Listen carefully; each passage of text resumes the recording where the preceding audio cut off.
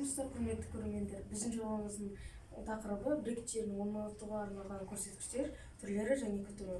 Орындаған мен Нұржан Қаланбай және менің сыныптасым Әділбекұлы Бейбарыс. Жетекшісі Нұрмұхан Айжан Сейсенқызы. Мақсаты практикалық ұсыныстар әзірлеу және брекет жерін кию мен оларға күтім жасау ережелерін түсіндіру.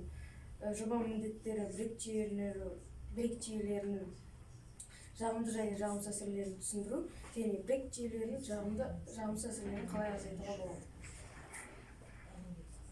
Мен жобамда сіздер брекет жүйелерінің күтім ережелері туралы көп зат білетін боласыздар. Қазіргі статистикаға сәйкес халқының 80% прикус проблемасы бар. Ол шамамен 6 миллиард адам болып саналады. Олардың 3-тен 1-і ортодонтиялық ем алады. Және бұл сан жыл сайын арта береді. Ол металдан жасалған брекет жүйелерінің көбінесе ол тот баспайтын болады, немесе титаннан жасалады. Оның артықшылығы, оның төмен бағасы және де жоғары беріктігі.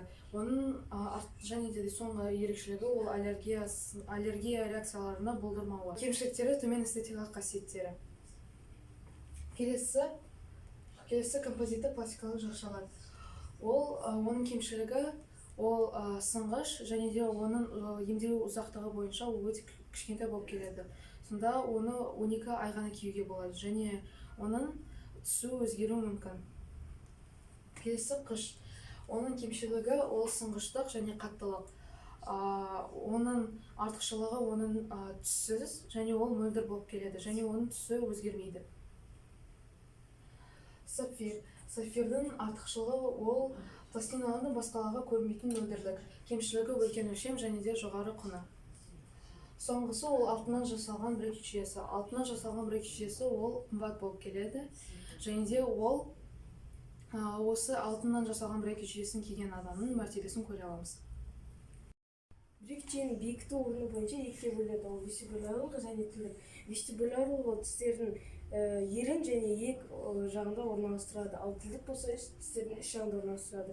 Вестибулярлық ең танымал болып табылады, себебі оның бейімделу уақыты өте қысқа, 3-4 күн болып саналады. Бірақ оның бір кемшілігі ол басқа адамдарға көрініп тұрады. Оған байланыстыру әдісі бойынша екіге бөлінеді. Ол лигатуралы және лигатурасыз.